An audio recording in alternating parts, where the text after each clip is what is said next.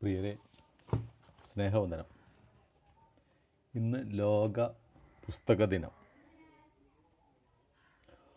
O Henry എന്ന വിശ്വപ്രസിദ്ധനായ സാഹിത്യകാരൻ്റെ ഒടുവിലത്തെ ഇല എന്നൊരു ചെറുകഥയുണ്ട്. ആ കഥ ഇങ്ങനെയാണ്. ദരിദ്രരായ ചിത്രകാരന്മാരുടെ ഒരു കോളനിയായിരുന്നു അത്. പകർച്ചവ്യാധി പിടിപെട്ട കാലവുമായിരുന്നു അത്രേ. ഒരേ മുറി പങ്കിട്ട രണ്ടു ചിത്രകാരികൾ, സ്യൂവും ജോൺസിയും.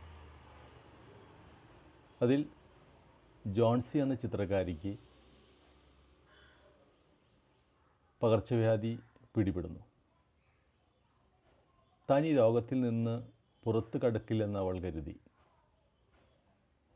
അത്തരമൊരു പ്രത്യാശയില്ലാത്തോടത്തോളം കാലം വൈദ്യത്തിന് ഒന്നും ചെയ്യാനാവില്ലെന്ന് അവളുടെ ഡോക്ടർക്കറിയാം. ഓരോ പ്രഭാതത്തിലും അവൾ ജാലകം തുറന്ന് പുറത്തേക്ക് നോക്കും. പുറത്തൊരു വൃക്ഷമുണ്ട്. അതിലെത്ര ഇലകൾ അവശേഷിക്കുന്നു എന്ന് എണ്ണും. അതിലെ ഒടുവിലത്തെ ഇലയും അടർന്നു വീഴുമ്പോൾ തൻ്റെ ആയുസ്സും അവസാനിക്കുമെന്ന് അവൾ കരുതി. പഴയൊരു ചിത്രകാരനും ഇപ്പോൾ മോഡലായി നിന്നുകൊണ്ട് അപ്പം കണ്ടെത്തുകയും ചെയ്തിരുന്ന ബഹർമാൻ എന്ന ഒരു പ്രായം ചെന്ന ചിത്രകാരനും അവരുടെ കോളനിയിൽ താമസിച്ചിരുന്നു. എന്നെങ്കിലും ഒരിക്കൽ താനൊരു അതിവിശിഷ്ട ചിത്രം വരയ്ക്കുമെന്ന് വീമ്പ് പറയുന്ന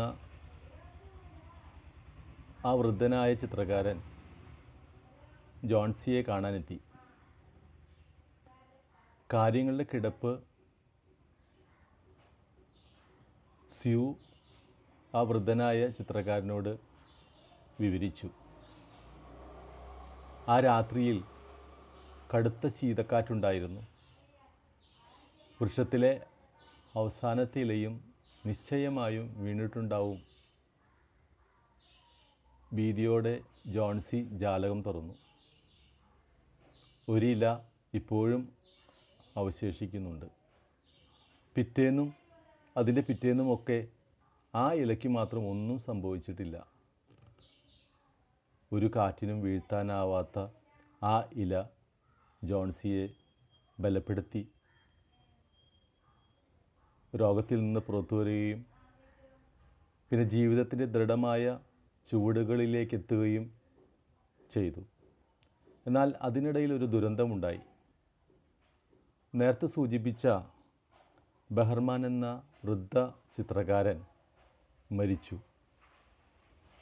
കടുത്ത പനി പിടിച്ച് കുറേ ദിവസങ്ങൾക്ക് മുമ്പ് അയാളൊരു കയ്യിൽ ചായപാത്രവുമായി അയാളെ ആ വൃക്ഷത്തിന് താഴെ വിവശനായി കണ്ടിരുന്നു അത്രേ. തൻ്റെ ഒരു മാസ്റ്റർ പീസ് ശ്രമത്തിന് ശേഷമായിരുന്നു അത്രേ അത്. വൃക്ഷത്തോട് ചേർത്ത് വരച്ചു വെച്ച ഒരു പച്ചില, ഏതു കാറ്റിലും അടരാത്ത പ്രത്യാശയുടെ ഒരു ഇല. കഥാവിൽപ്രിയരെ, ഈ മഹാവ്യാധി കാലത്ത് രോഗികൾക്ക് പ്രത്യാശ നൽകുന്ന തരത്തിലുള്ള, ഒരിക്കലും കൊഴിഞ്ഞു വീഴാത്ത ഒരു ഇല